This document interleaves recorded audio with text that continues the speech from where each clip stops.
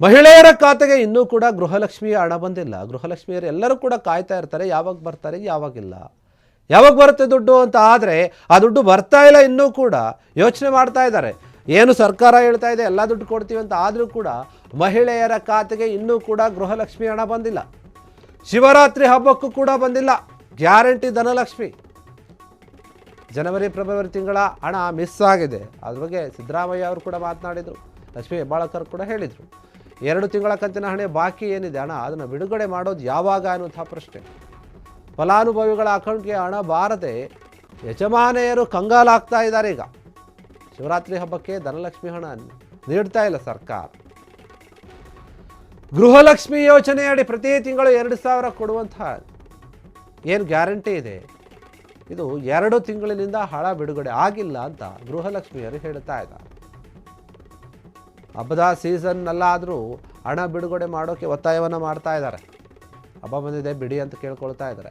2,000 ಹಣ ಯಾವಾಗ ಬರುತ್ತೋ ಅಂತ ಯಜಮಾನಿಯರು ಕಾಯ್ತಾ ಇದ್ದಾರೆ. ನೋಡಿ, ಶಿವರಾತ್ರಿಗೆ ಗೃಹಲಕ್ಷ್ಮಿಯರ ಹಣ ನೀಡಿದಂತಹ ಸರ್ಕಾರದ ವಿರುದ್ಧ ಮಹಿಳೆಯರು ತಮ್ಮ ಆಕ್ರೋಶವನ್ನು ವ್ಯಕ್ತಪಡಿಸ್ತಾ ಇದ್ದಾರೆ. ಹೀಗಾಗಿ ಮಹಿಳೆಯರ ಖಾತೆಗೆ ಇನ್ನೂ ಕೂಡ ಬಂದಿಲ್ವಲ್ಲ ಈ ಗೃಹಲಕ್ಷ್ಮಿ ಹಣ. ಸಾಕಷ್ಟು ಜನ ಈ ಹಣದ ಮೇಲೇ ಡಿಪೆಂಡ್ ಆಗಿದ್ದಾರೆ. ಈಗ ಅದೇನಾದರೂ ಬಂದರೆ ಅದನ್ನು ಕೂಡಿಸ್ಕೊಂಡು ಏನಾದರೂ ತಗೊಳ್ಳೋಣ ಅಥವಾ ನಮ್ಮ ಖರ್ಚಿಗೆ ತುಂಬ ಹೆಲ್ಪ್ ಆಗುತ್ತೆ.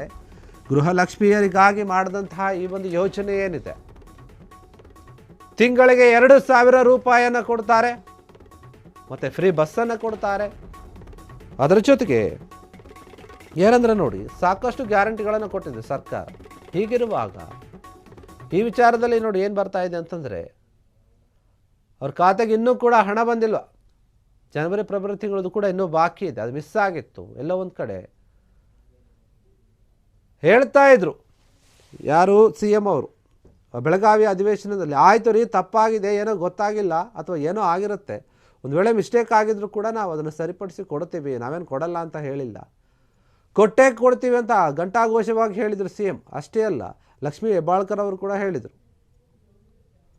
ಅವರು ಕೂಡ ನಾವು ಅದನ್ನು ಯೋಚನೆ ಮಾಡ್ತಾ ಇದ್ದೀವಿ, ಮುಂದಿನ ದಿನಗಳಲ್ಲಿ ಅದು ಎಲ್ಲವೂ ಕೂಡ ಸಿಗುತ್ತೆ ಅಂತ. ಆದರೆ ಇಲ್ಲಿ ನರಳಾಡ್ತಾ ಇರುವಂಥದ್ದು, ಯೋಚನೆ ಮಾಡ್ತಾ ಇರುವಂಥದ್ದು ಫಲಾನುಭವಿಗಳು.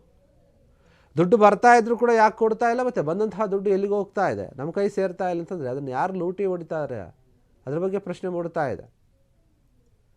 ಕಾಂಗ್ರೆಸ್ ಸರ್ಕಾರ ನಿಜಕ್ಕೂ ಕೂಡ ತಂದಿರುವಂತಹ ಮಹತ್ವಾಕಾಂಕ್ಷಿ ಯೋಜನೆ ಅಂದರೆ ಅದು ಗೃಹಲಕ್ಷ್ಮಿ ಯೋಜನೆ. ಅದರಿಂದ ನಾವು ನೋಡಿದ್ದೀವಿ ಅನೇಕ ಜನ ಮಹಿಳೆಯರು ಆ ದುಡ್ಡನ್ನು ಉಳಿಸ್ಕೊಂಡು ಒಂದು ಬೆಲೆ ಬಾಳುವಂತಹ ವಸ್ತುಗಳನ್ನು, ಮನೆಗೆ ಬೇಕಾದಂತಹ ವಸ್ತುಗಳನ್ನು ತೊಗೊಂಡಿದ್ದಾರೆ, ಅದನ್ನು ಶೇರ್ ಕೂಡ ಮಾಡ್ಕೊಂಡಿದ್ರು. ಈಗ ಈ ಗೃಹಲಕ್ಷ್ಮಿ ಹಣವನ್ನು ನೀಡದೇ ಇದ್ದರೆ ನಿಜಕ್ಕೂ ಕೂಡ ಹೆಣ್ಮಕ್ಳೆಲ್ಲರೂ ಕೂಡ ಕಂಗಾಲಾಗ್ತಾರೆ, ಒಂದು ದೊಡ್ಡ ಅನಾಹುತಕ್ಕೆ ದಾರಿ ಕೂಡ ಆಗ್ಬೋದು. ಆದರೆ ಈಗ ಸದ್ಯಕ್ಕಂತೂ ಈ ವಿಚಾರವಾಗಿರುವಂಥದ್ದು ಏನಂತಂದರೆ, ಇನ್ನೊಂದು 2-3 ಕಂತಿನ ಹಣ ಬಾಕಿ ಏನಿದೆ ಅದನ್ನು ಕೊಟ್ಬಿಟ್ರೆ ಅವರು ಕೂಡ ಸುಮ್ಮನೆ ಆಗ್ತಾರೆ.